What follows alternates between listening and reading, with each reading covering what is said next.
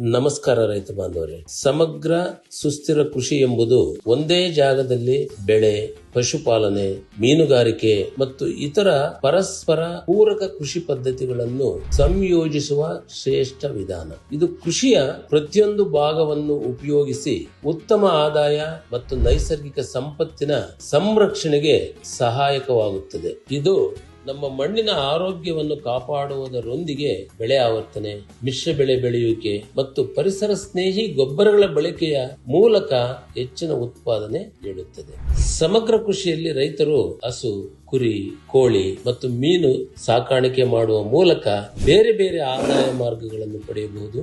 ಜೊತೆಗೆ ಕೃಷಿ ತ್ಯಾಜ್ಯಗಳನ್ನು ಗೊಬ್ಬರಗಳನ್ನಾಗಿ ಬೆಳೆಸಬಹುದು. ಮಣ್ಣು ಸಮೃದ್ಧವಾದಾಗ ಮಾತ್ರ ಬೆಳೆ ಉತ್ತಮವಾಗಿ ಬೆಳೆಯುತ್ತದೆ. ಇಲ್ಲಿಗೆ ಡಾಕ್ಟರ್ ಸಾಯಿಲ್ ಜೈವಿಕ ಮಣ್ಣು ಪುನರುಜ್ಜೀವನ ಪರಿಹಾರ ಬಂದರೆ ಮಣ್ಣಿನ ಆರೋಗ್ಯ ಪುನರುಜ್ಜೀವನಗೊಂಡು ನಿಮ್ಮ ಭೂಮಿಯ ಫಲವತ್ತತೆ ಹೆಚ್ಚಾಗುತ್ತದೆ. ಜೈವಿಕ ಪುನರುಜ್ಜೀವನದೊಂದಿಗೆ ನಿಮ್ಮ ಮಣ್ಣು ಹೆಚ್ಚು ಜೀವಾವಶೇಷಗಳನ್ನು ಹೊಂದುತ್ತದೆ.